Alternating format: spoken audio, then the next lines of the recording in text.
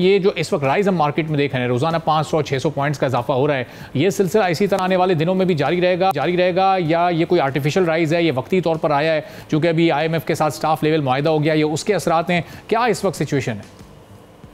Ji, thank you very much जी। मेरा ख्याल है बहुत सारी बातों में एक पॉइंट बहुत इंपॉर्टेंट है जिससे मैं अपना आपका आंसर शुरू करूंगा।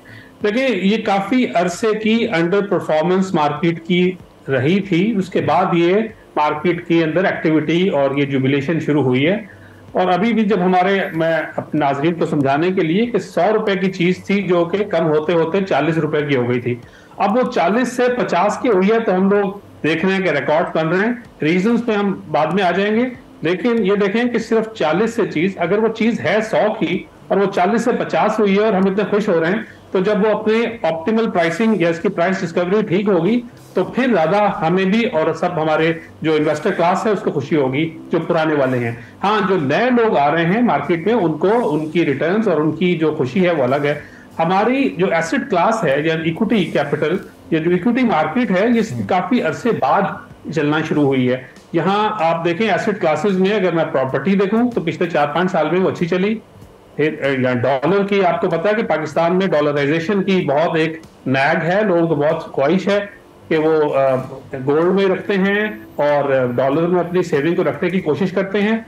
इस गवर्नमेंट ने, जो निगरान हुकूमत ने थोड़ा क्रैकडाउन किया, थोड़ी सी चीजें नस्म व नस्क अपना ठीक किया, तो अभी और आपने देखा कि इन्होंने जो टफ और टफर डिसीजन लिए और उसकी वजह से भी बहुत कुछ ठीक नहीं हुआ, लेकिन सिर्फ डायरेक्शन सही मिलना शुरू हुई तो लोगों को इस इफेक्टिव एसेट क्लास की भी इंपॉर्टेंस सामने आई, तो जिसकी वजह से जो मार्केट बढ़ी। लेकिन एक इंपॉर्टेंट चॉइस और इंपॉर्टेंट है कि हमारा जो इंडेक्स है, जिसको देख के आप, मैं और बहुत से लोग खुश होते हैं, एक्चुअली वो प्राइस इंडेक्स नहीं है, वो टोटल रिटर्न इंडेक्स है। तो मुझे अच्छी तरह याद है जो हमने 2017 के मई में अचीव किया था लेवल, वो अभी भी बहुत दूर है अचीव होने से।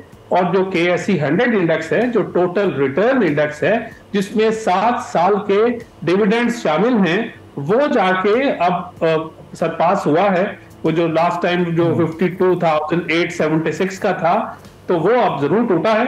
लेकिन हमारे पास KSE 30 इंडेक्स भी है, जो प्राइस इंडेक्स है, जो हाईएस्ट किया था 28,000 पे, तो आज भी 19,500 तक ही पहुंच पाया है। सो ये मैं किसी को मतलब हमारी जो खुशी है एज अ पाकिस्तानी इन्वेस्टर, वो कम करने के लिए नहीं कह रहा, मैं ये बता रहा हूं कि अभी हमारी जो वैल्यूएशन है वो बहुत पीछे है। तो फरीद साहब, आप ग्राउंड रियलिटी बता रहे हैं, जो हकीकत है आप तो वो बता रहे हैं ना। अच्छा, ये 2-3 माह पहले या उससे भी पहले अगर कुछ सेक्टर्स नहीं परफॉर्म कर रहे थे, तो क्या आप समझते हैं कि उसमें कुछ हुकूमत की नेग्लिजेंस थी? जिस तरह कुछ स्टेप्स अभी आपने भी अपनी गुफ्तगू में बताया कि वो इस निगरान हुकूमत ने लिए हैं, तो वो सेक्टर्स भी परफॉर्म अप करने लगे हैं जो कि 2-3 माह काफ़ी पीछे थे। अब ओवरऑल एक पॉजिटिविटी की तरफ जा रही है मार्केट।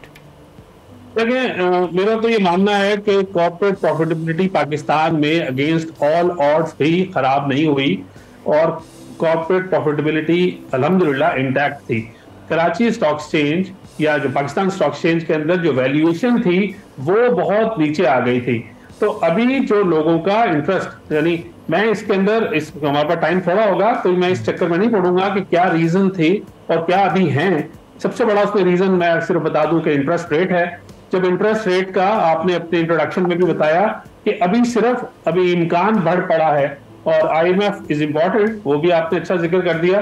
तो अभी तो सेकेंडरी मार्केट की यील्ड्स कम होना शुरू हुई हैं, तो और अभी हमारे यहाँ जो लॉन्ग टर्म इक्विटी मार्केट के इन्वेस्टर्स होते हैं वापस नहीं आए। जो लाइफ इंश्योरेंस या जो इंश्योरेंस कंपनीज हैं या जो म्यूचुअल फंड्स हैं या जो प्रोविडेंट फंड्स हैं, वो आज भी फिक्स्ड इनकम में ही बैठे हुए हैं। जब इंटरेस्ट रेट नीचे आएगा तो बहुत सारा कैपिटल जो कि बिलोंग करता है इक्विटीज या स्टॉक्स के लिए, वो वापस आएगा। तो फिर हम जाएंगे 70-75 हजार की तरफ इंशाअल्लाह। सब्सक्राइब करें और बेल दबाएं ताकि कोई खबर रह न जाए।